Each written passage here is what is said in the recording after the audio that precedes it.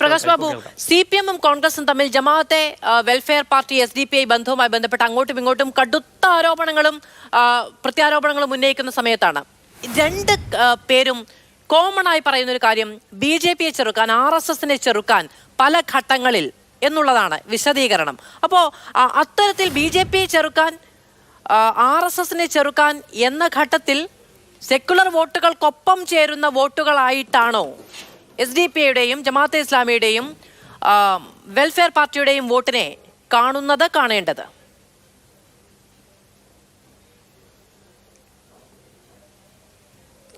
മാധു, ഇന്നിപ്പോൾ ബഹുമാന്യനായിട്ടുള്ള K. മുരളീധരൻ്റെ പ്രസ്താവനയോട് കൂടിയിട്ടാണ് ഈ ഒരു പുതിയ ചർച്ച ഉരുത്തിരിഞ്ഞു വന്നിട്ടുള്ളത്. ഞങ്ങളിത് ഇന്നും ഇന്നലെയുമൊന്നും പറയുന്ന കാര്യമല്ല. മുരളീധരൻ ഒരുപക്ഷെ ഇന്നാണ് വെളിപാടുണ്ടായതെങ്കിൽ കേരളത്തിൻ്റെ പൊതുസമൂഹത്തിൽ, ഈ രാജ്യത്തിൻ്റെ പൊതുസമൂഹത്തിൽ ഈ ഇടത് പാർട്ടികളുടെയും കോൺഗ്രസിൻ്റെയും ഇത്തരത്തിലുള്ള മതവർഗീയ ശക്തികളുമായിട്ടുള്ള ഒളിഞ്ഞും തെളിഞ്ഞുമുള്ള കൂട്ടുകെട്ടിനെ കുറിച്ച് പല ഘട്ടങ്ങളിലും ഞങ്ങൾ പറഞ്ഞിരുന്നു. അന്നൊക്കെ ഞങ്ങൾ തള്ളി പറയുകയാണ് ചെയ്തിട്ടുള്ളത്. ആര് നിഷേധിച്ചാലും ഇല്ലെങ്കിലും ഒരു കാര്യം വളരെ വ്യക്തമാണ്. ഈ വർഗീയ മത ഭീകരവാദ ശക്തികൾ പിന്നിലും അതേപോലെ തന്നെ മുന്നിലും നടക്കുകയാണ് ഇന്ന് കോൺഗ്രസിൻ്റെയും CPIM-ൻ്റെയും കൂടെ. അത് കേരളത്തിലെ പല ജില്ലകളിലെയും പല കോണിൽ നിന്നും സമീപകാലത്തായി അവരുടെ രാഷ്ട്രീയ നേതൃത്വത്തിൽ നിന്ന് തന്നെ പുറത്തു വന്നിട്ടുള്ളതാണ്. ഇവിടെ ഇന്ന് കേരളത്തിൻ്റെ ഒരു പൊതുസമൂഹത്തിലെ രാഷ്ട്രീയം, മാധു, നമ്മൾ ഇന്നെടുത്ത് പരിശോധിച്ചാൽ ഈ രണ്ട് സംഘടനകൾ, ഇപ്പോൾ പറഞ്ഞ SDPI ആകട്ടെ, വെൽഫെയർ പാർട്ടി അതായത് ജമാഅത്ത് ഇസ്ലാമി ആകട്ടെ, ഇനി അതിനപ്പുറത്തേക്ക് INL ഉൾപ്പെടെയുള്ള തീവ്ര സ്വഭാവമുള്ള രാഷ്ട്രീയ അല്ലെങ്കിൽ വർഗീയ പ്രസ്ഥാനങ്ങളുമായി കേരളത്തിൻ്റെ പല ഭാഗങ്ങളിലും ഇന്ന് ഒരുമിച്ച് ഭരിക്കുന്നവരാണിവർ. ഇവരിപ്പോൾ രണ്ടുപേരും നിഷേധിക്കുന്നുണ്ടല്ലോ പല കാര്യങ്ങളും. മാധു, ഇവരെ ഉത്തരം പറയേണ്ടത് ഈ ജമാഅത്ത് ഇസ്ലാമിയുടെ നേതാവ് മുജീബ് തന്നെ. അദ്ദേഹം ഒക്ടോബർ 3-ാം തീയതി അദ്ദേഹത്തിൻ്റെ ഫേസ്ബുക്ക് പോസ്റ്റിലിട്ടൊരു കാര്യം, ഞങ്ങൾ 2006-ലും 2009-ലും 2011-ലും CPM-മായി ഞങ്ങൾ സഖ്യത്തിലായിരുന്നു.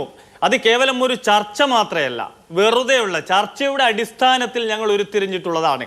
പിന്നീട് ഞങ്ങളത് മാറ്റി ചിന്തിച്ചു. 2016-ലും 2019-ലും ഞങ്ങൾ UDF-ലേക്ക് പോയി. ഇതാണ് ഏറ്റവും ഒടുവിലായി ജമാഅത്ത് ഇസ്ലാമിയുടെ ഒരു നേതാവ് പറഞ്ഞിട്ടുള്ളത്. അതവിടെ നിൽക്കട്ടെ. ഇനി LDF-ൻ്റെ എൻ്റെ പ്രിയ സുഹൃത്ത് പറഞ്ഞു, അദ്ദേഹം പാലോളി മുഹമ്മദ് കുട്ടി 2021 ജനുവരി മാസം 14-ന് പരസ്യമായി പറഞ്ഞല്ലോ, ഞങ്ങൾ ബന്ധമുണ്ടായിട്ടുണ്ട് ജമാഅത്ത് ഇസ്ലാമിയുമായി, ഞങ്ങൾ ചർച്ച നടത്തിയിട്ടുണ്ട്, പല തദ്ദേശ സ്വയംഭരണ സ്ഥാപനങ്ങളിലും ഞങ്ങൾക്ക് അതിൻ്റെ നേട്ടം ലഭിച്ചിട്ടുണ്ട്. ഇത് പരസ്യമായിട്ട് 2021-ൽ പാലോളി മുഹമ്മദ് കുട്ടി പറഞ്ഞ. ഇനി അതുപോട്ടെ, 1996-ൽ ദേശാഭിമാനിയുടെ എഡിറ്റോറിയൽ, മാധു, അന്നുണ്ടായിട്ടുള്ളത് ആവേശകരവും ആശ്വാസകരവുമായിട്ടുള്ള ഒരു മുന്നേറ്റമുണ്ടായി. എങ്ങനെയാണെന്നോ, 96-ലെ നിയമസഭാ തെരഞ്ഞെടുപ്പിൽ ജമാഅത്ത് ഇസ്ലാമി CPIM-ന് പിന്തുണ പ്രഖ്യാപിച്ചതിൻ്റെ പാരിതോഷികമായിട്ട് 96-ലെ ദേശാഭിമാനിയുടെ എഡിറ്റോറിയലാണത്. ഇങ്ങനെ എത്രയോ, ഇനി കണക്കുകൾ പറയുകയാണെങ്കിൽ 2015-ൽ LDF നോക്കൂ നിങ്ങൾ, മുക്കം മുനിസിപ്പാലിറ്റിയിൽ 2015-ലും 20-ലും ആരാ സഖ്യം ഉണ്ടാക്കിയത്? ഇവർ രണ്ടുപേരും അല്ലേ? മലപ്പുറത്തെ കൂട്ടിലങ്ങാടി പഞ്ചായത്തിൽ ഇവർ രണ്ടുപേരും മാറി മാറി ഈ ജമാഅത്ത് ഇസ്ലാമിയുടെ പിന്തുണ വാങ്ങിയിട്ടില്ലേ? കോഴിക്കോട് ജില്ലയിലെ കുറ്റ്യാടി ഡിവിഷൻ ജില്ലാ പഞ്ചായത്തിൽ ഇവർ ഒരുമിച്ച് ഭരിച്ചിട്ടില്ലേ?